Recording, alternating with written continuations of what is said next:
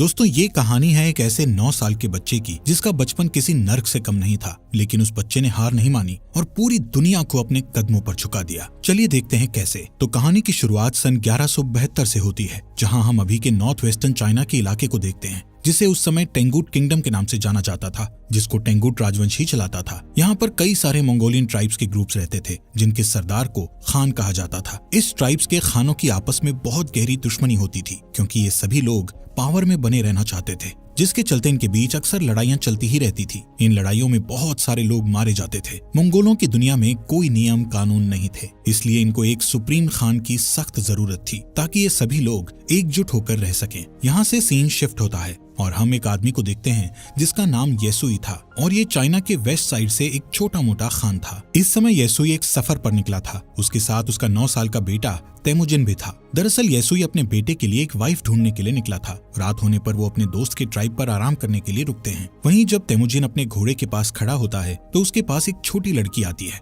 जिसका नाम बोटे था। वो उससे उसका नाम पूछती है और कहती है कि तुम यहाँ क्यों आए हो, जिस पर तेमुजिन उसे अपना नाम बताकर कहता है कि वो अपने फादर के साथ उसके लिए एक वाइफ ढूंढने के लिए आया है। तभी बोटे उससे कहती है कि तुम्हें मुझसे ही शादी करनी चाहिए। इतना कहते हुए वो वहाँ से चली जाती है। रात में जब तेमुजिन अपने फादर के पास बैठा होता है तो उसके फादर उसे कहते हैं कि मुझे तुम्हारे लिए एक ऐसी वाइफ चाहिए जो सबसे ताकतवर समुदाय से हो। तभी तेमुजिन अपने फादर से कहता है कि मैं खुद ही अपने लिए लड़की चूज करूंगा। तेमुजिन की जिद के बाद उसके फादर उसे अपने दोस्त की ट्राइब से किसी एक लड़की को चुनने की इजाजत दे देते हैं। अब सुबह होते ही तेमुजिन के फादर उस ट्राइब की सभी लड़कियों को लाइन में खड़ा करके उनके पैरों को गौर से देखते हैं, क्योंकि उनका मानना था कि एक स्ट्रॉन्ग लेग्स वाली लड़की ही अपने पति को खुश रख पाती है। इसके बाद तेमुजिन एक एक लड़की को देखता जाता है और लास्ट में वो बोटे को अपनी पत्नी चुनता है और उन दोनों की शादी हो जाती है। लेकिन शादी होने के बाद भी वो दोनों आने वाले 5 साल तक एक साथ नहीं रह सकते थे, क्योंकि ये उनकी ट्राइब्स का नियम था। अब तेमुजिन और उसके फादर का यहाँ से जाने का समय हो जाता है, लेकिन जाने से पहले तेमुजिन बोटे को एक नेकलेस गिफ्ट करता हुआ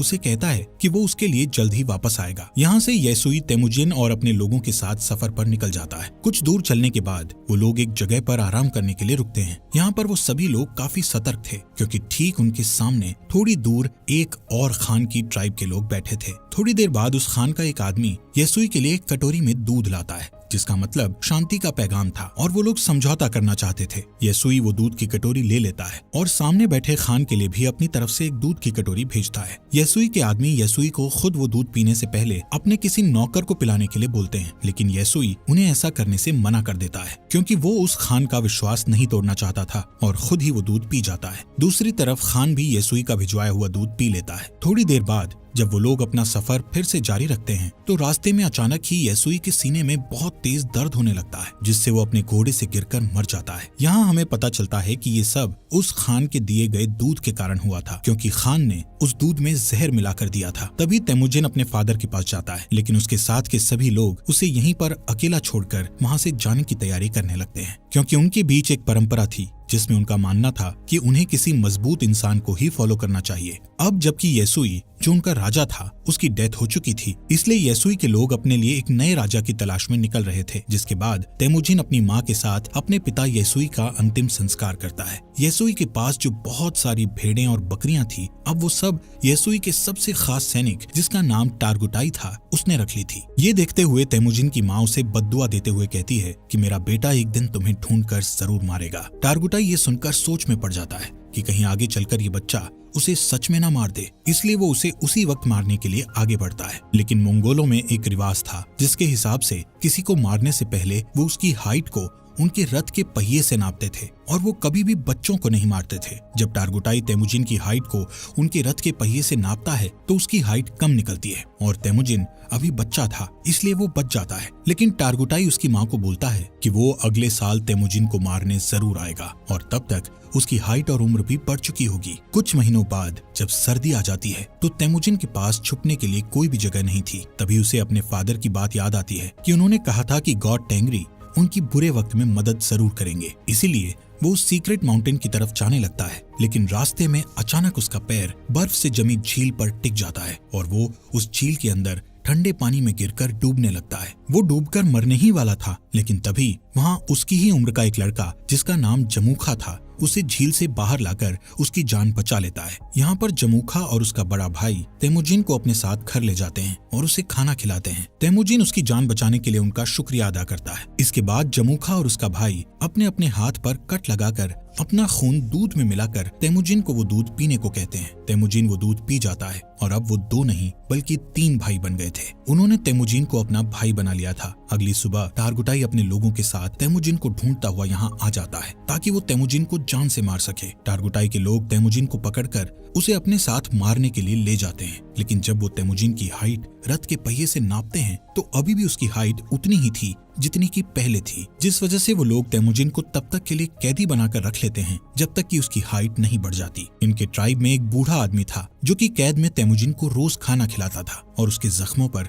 मलहम पट्टी भी करता था। कुछ दिनों बाद टारगुटाई फिर से तेमुजिन की हाइट नापता है, लेकिन अभी भी उसकी हाइट उतनी ही थी। इसी टाइम पर यहाँ बारिश होने लगती है और सभी लोग भागकर अपने अपने तंबू में चले जाते हैं। इसी बात का फायदा उठाते हुए वो बूढ़ा आदमी तेमुजिन को वहाँ से छुड़ाकर भगा देता है। तेमुजिन भागता भागता बहुत दूर चला जाता है। उसके गले में एक भारी लकड़ी का फंदा भी बंधा हुआ था, लेकिन कैसे भी करके वो उस पहाड़ पर जाता है जहाँ पर उसके फादर ने बताया था। वहाँ वो गॉड टेंगरी से विश मांगता है कि अचानक तेमुजिन को वहाँ एक सफेद भेड़िया दिखता है, जिसके तुरंत बाद उसके गले में बंधा हुआ लकड़ी का फंदा भी अपने आप ही खुलकर नीचे गिर जाता है। यहाँ से सीन कट होता है और हम सन 1186 में तेमुजिन को देखते हैं, जो कि अब एक नौजवान लड़का बन चुका था। लेकिन तेमुजिन अभी भी टारगुटाई के लोगों से बचकर भाग रहा था। कई सालों से टारगुटाई के लोग तेमुजिन को ढूंढ रहे थे और एक दिन वो तेमुजिन को ढूंढ ही लेते हैं और उसे पकड़कर फिर से कैदी बनाकर उसी लकड़ी के फंदे में रखते हैं जिसमें उसे बचपन में रखा गया था। अब क्योंकि तेमुजिन की हाइट और उम्र बढ़ चुकी थी, इसलिए उसके मरने के चांसेस बहुत ज्यादा थे। लेकिन टारगुटाई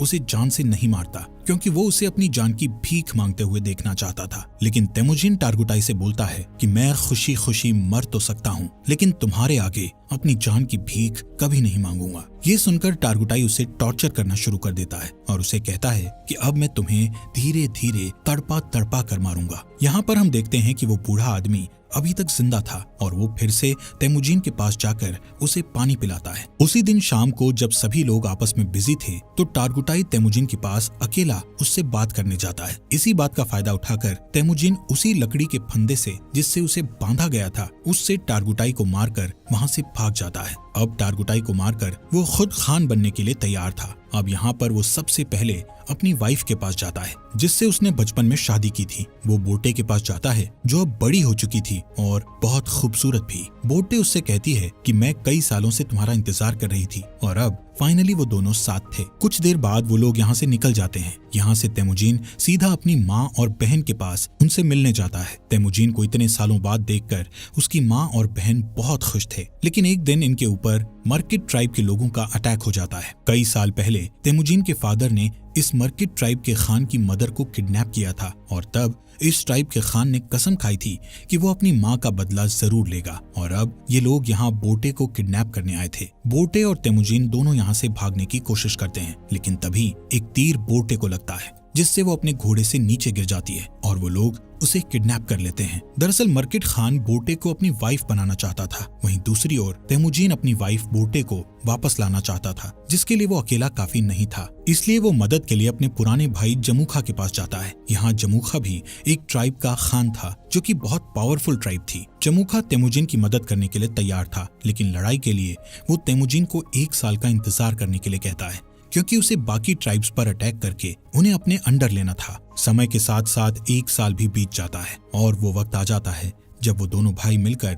अपनी सेना लेकर मर्किट ट्राइब पर अटैक करते हैं। लड़ाई में वो सभी लोगों मर्किट ट्राइब के खान और उसकी सेना को मारकर उनका जरूरी सामान अपने साथ उठा लेते हैं। वहीं एक टेंट में बोटे बैठी थी जो कि प्रेग्नेंट थी। इसके बावजूद भी तेमुजिन उसे अपना लेता है। उसी रात ये लोग अपनी जीत का जश्न मनाते हैं और तेमुजिन के साथ और भी कई लोग जुड़ जाते हैं जो उसे वहां मिले सामान को सभी में बांटने के लिए कहते हैं, जिसमें से तेमुजिन सिर्फ 10% सामान ही अपने पास रखता है और बाकी 90% वहाँ के लोगों में बांट देता है। तेमुजिन उन मरे हुए लोगों के परिवारों को भी कुछ सामान देता है जिन्होंने लड़ाई में अपनी जान गंवाई थी। तभी यहाँ जमूखा के 2 लोग ये सब देखते हैं और तेमुजिन की ट्राइब के साथ जुड़ जाते हैं। अब क्योंकि मंगोल्स में शुरू से ही ये नियम था कि वो अपने खान को खुद ही चुन सकते थे, जिसमें जमूखा चाहकर भी कुछ नहीं कर सकता था। लेकिन ये देखकर कि उसकी ट्राइब के 2 लोग तेमुजिन की ट्राइब में चले गए हैं, उसके मन में तेमुजिन के खिलाफ दुश्मनी बढ़ जाती है। नेक्स्ट सीन में तेमुजिन के आदमी जमूखा के आदमियों को उनके घोड़े चुराते हुए देख लेते हैं। तभी जमूखा के आदमी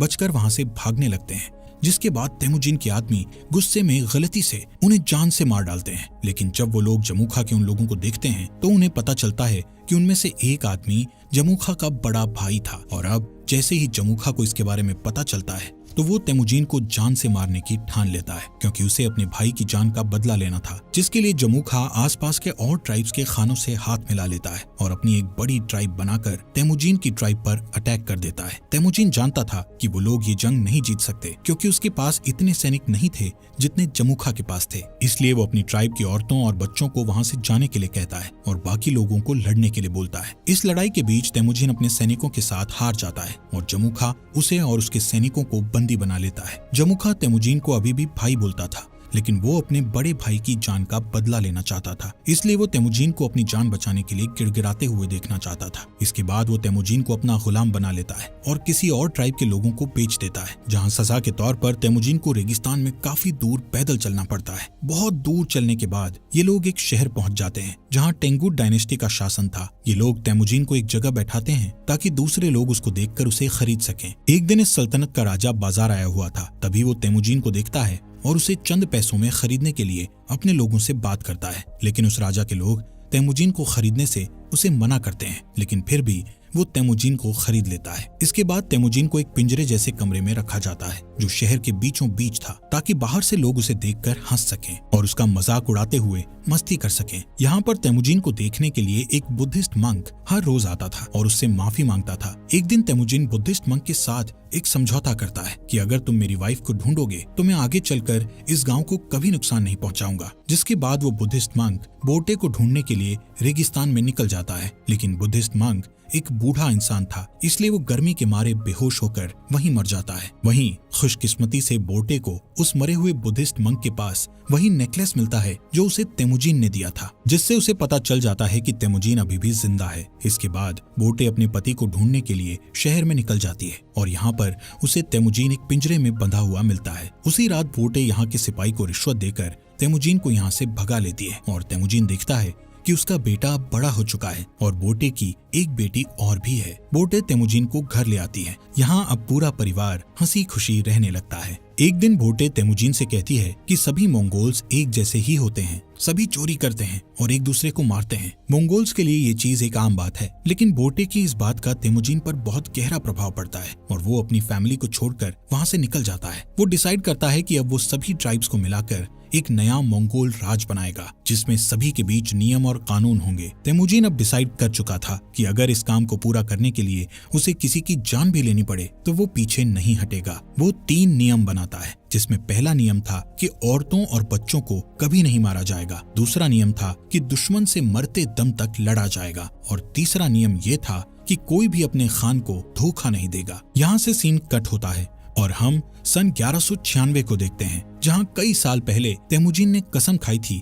कि वो मंगोल की बड़ी आर्मी बनाएगा और अब उसने बहुत सारे ट्राइब्स को जीतकर एक साथ जोड़कर एक बड़ा मंगोल बना लिया था। अब उसके रास्ते में एक ही रुकावट थी जो उसको राजा बनने से रोक रही थी, और वो रुकावट और कोई नहीं बल्कि उसका भाई जमूखा ही था। जमूखा के पास भी एक बहुत बड़ी आर्मी थी और वो दोनों एक जंग के मैदान में अपनी पूरी आर्मी लेकर लड़ाई के लिए तैयार थे। यहाँ पर तेमुजिन जमूखा को उसका भाई होने के नाते उसके साथ जंग करने की बजाय उसको समझाना चाहता था, लेकिन जमूखा जल्दबाजी में बिना कुछ सोचे समझे अपने बहुत सारे सैनिकों को लड़ाई के लिए भेज देता है, जिसके नतीजे में उसके सभी सैनिक मारे जाते हैं। कई घंटों तक लड़ने के बाद तेमुजिन आखिरकार उससे जीत जाता है और जमूखा के साथ उसके कई सारे आदमियों को जिंदा कैद कर लेता है। तेमुजिन जमूखा के बचे हुए सिपाहियों को मारने की बजाय उन्हें अपनी आर्मी में शामिल कर लेता है। यहाँ पर तेमुजिन जमूखा की ट्राइब में उसी बूढ़े आदमी को देखता है जिसने तेमुजिन की मदद की थी। तेमुजिन उस बूढ़े आदमी को अपनी ट्राइब का एडवाइजर बना देता है। रात को तेमुजिन जमुखा के पास आकर बैठता है और उसे कहता है कि भाई, ये जो अपना अपना राज बड़ा करने का लालच है, ये आज उन्हें जिंदगी के ऐसे मोड़ पर ले आया है कि उन्हें अब एक दूसरे की जान लेनी पड़ रही है। जमुखा तेमुजिन से कहता है कि अगर मैं तुम्हारी जगह पर होता तो मैं अपने दुश्मन के सभी सिपाहियों को मार गिराता। दोस्तों, इस बात से हमें ये पता चलता है कि तेमुजिन और जमुखा की सोच कितनी अलग थी। इस बातचीत के बाद तेमुजिन अपने भाई जमुखा को माफ कर देता है और उसे यहाँ से जाने के लिए कहता है। इसके बाद हम बोर्टे को देखते हैं जो तेमुजिन के पास आई हुई थी। तेमुजिन बोर्टे और अपने बच्चों को देखकर बहुत खुश होता है। यहाँ से सीन शिफ्ट होता है और हम सन 1206 में तेमुजिन को देखते हैं, जो इस समय सारे मंगोल्स का खान बन गया था, जिसका नाम गेंगीज खान पड़ गया था और उसे एक और नाम से भी जाना जाने लगा था, जो कि था चंगेज खान। इसके बाद उसने पूरे के पूरे टेंगुट साम्राज्य का खात्मा कर दिया था और एक नए सिरे से साम्राज्य की स्थापना की। उसने मोनेस्ट्री शहर को उस मंक की आखिरी इच्छा समझकर छोड़ दिया, क्योंकि उस मंक ने तेमुजिन से कहा था कि अगर मैं तुम्हारी पत्नी को ढूंढकर तुम्हारे बारे में बता दूं तो तुम इस मोनेस्ट्री शहर को तबाह नहीं करोगे और आगे चलकर ये मोनेस्ट्री शहर